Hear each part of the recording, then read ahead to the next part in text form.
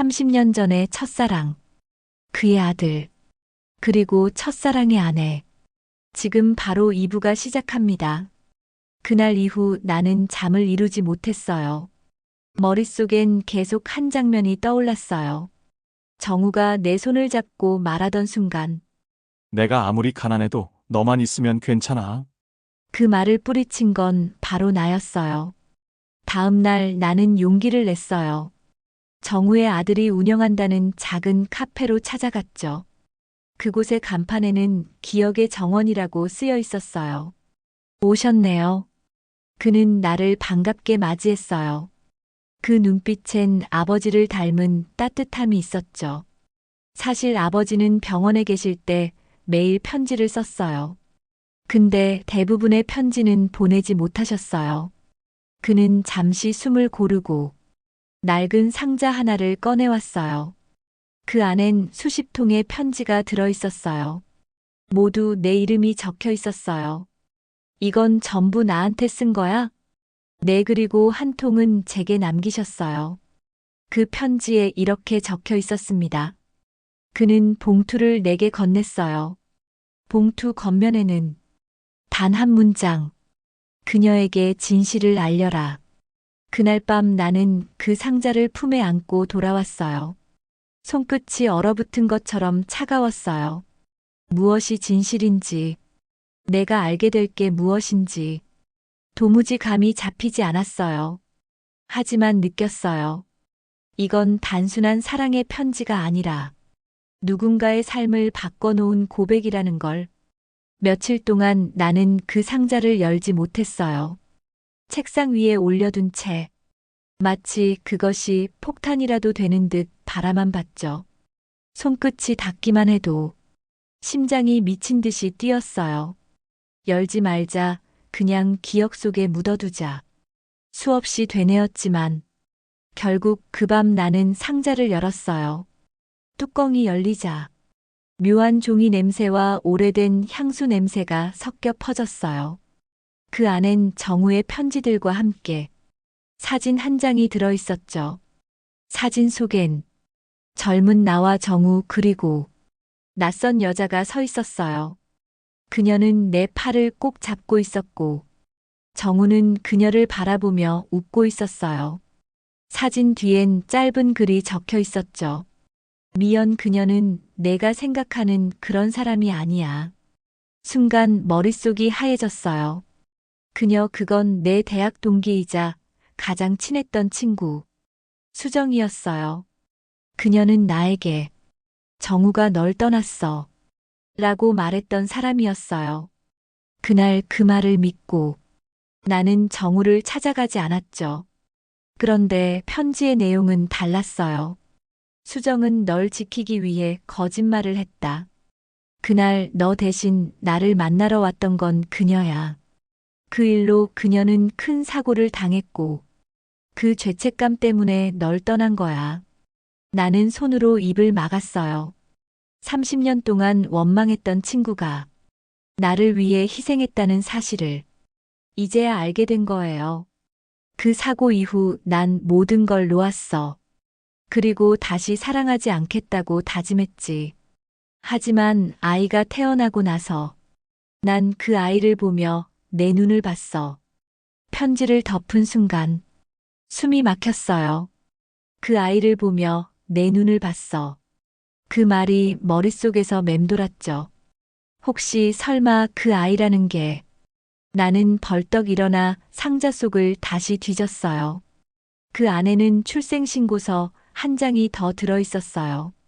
아버지 이름 김정우, 어머니 이름 이수정, 그리고 아이의 출생지, 내가 살던 그 동네 병원. 손끝이 떨렸어요. 그럼 그 아이, 정우의 아들은 수정의 아들이자 나의 과거와 이어진 피의 흔적이었어요. 나는 바닥에 주저앉았어요. 눈물이 멈추지 않았어요. 그토록 원망했던 사랑, 그토록 잊고 싶던 과거가 결국 내 인생의 한가운데로 돌아온 거예요. 정우의 아들이 나에게 편지를 전한 이유, 그건 단순한 전달이 아니라 그의 아버지가 남긴 마지막 부탁이었던 거예요. 그리고 그 부탁은 내 인생을 다시 뒤흔들 준비가 되어 있었어요. 며칠 후 정우의 아들이 내게 전화를 걸어왔어요. 목소리가 한층 조용했죠. 아버지의 변호사분이 찾아뵙고 싶다고 하셨어요. 아버지의 유언장에 미연 씨 이름이 있습니다. 그 한마디에 손에 들고 있던 찻잔이 흔들렸어요. 무슨 일인지 모르겠지만 이제는 피할 수 없다는 걸 직감했어요. 다음 날 나는 변호사 사무실로 향했어요. 좁은 방 안낡은 테이블 위에 놓인 봉투 하나. 변호사는 조심스럽게 봉투를 열며 말했어요. 김정우 씨의 유언에는 이렇게 적혀 있습니다. 내가 세상을 떠나면 이 편지를 미연에게 전해주시오. 그는 내게 한 장의 편지를 건넸어요. 나는 손끝이 떨렸어요. 편지를 펴자. 붉은 잉크로 단 한 문장이 적혀 있었죠. 진실은 내가 알지 못한 사랑 속에 있다. 나는 멍하니 그 문장을 바라봤어요. 그리고 그 밑에 작게 쓰인 글씨. 우리의 아들 그리고 너의 아들에게. 그 문장에서 숨이 멎었어요. 정우의 아들과 내 아들.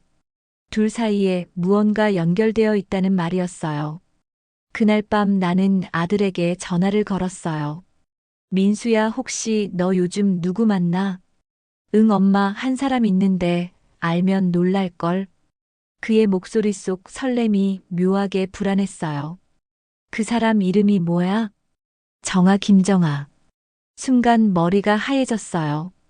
그건 정우의 아들. 그 남자의 여동생 이름이었어요.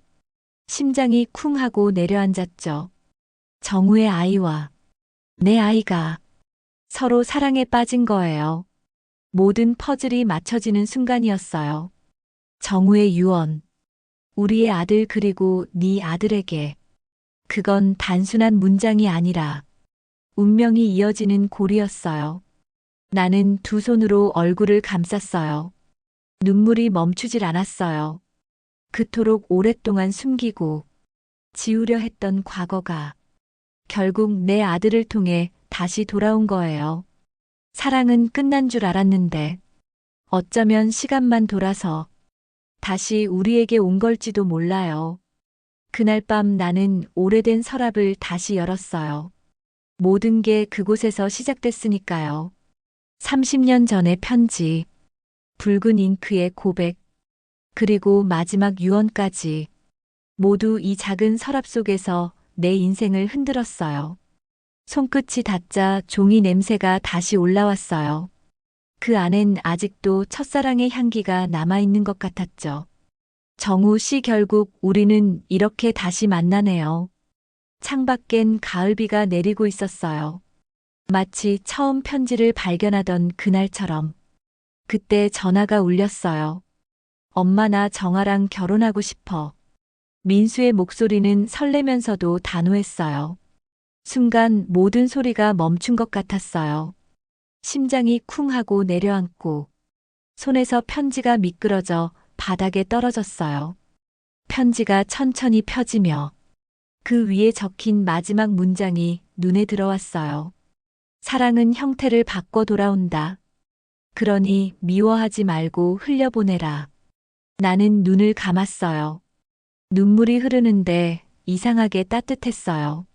마치 오랫동안 묶여있던 무언가가 드디어 놓여나는 기분이었죠. 민수야. 응, 엄마.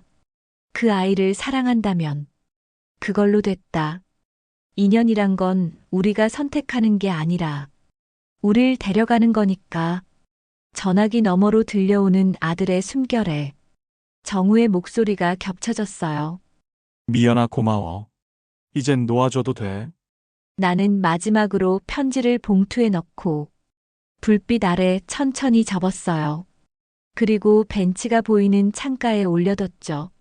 사랑은 끝나도 마음은 남아요. 사랑이란 결국 우리가 잃었다고 믿은 것을 다른 모습으로 다시 만나게 하는 일인지도 몰라요.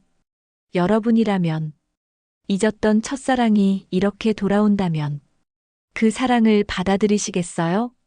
댓글로 당신의 생각을 들려주세요. 구독과 좋아요는 제게 큰 힘이 됩니다. 감사합니다.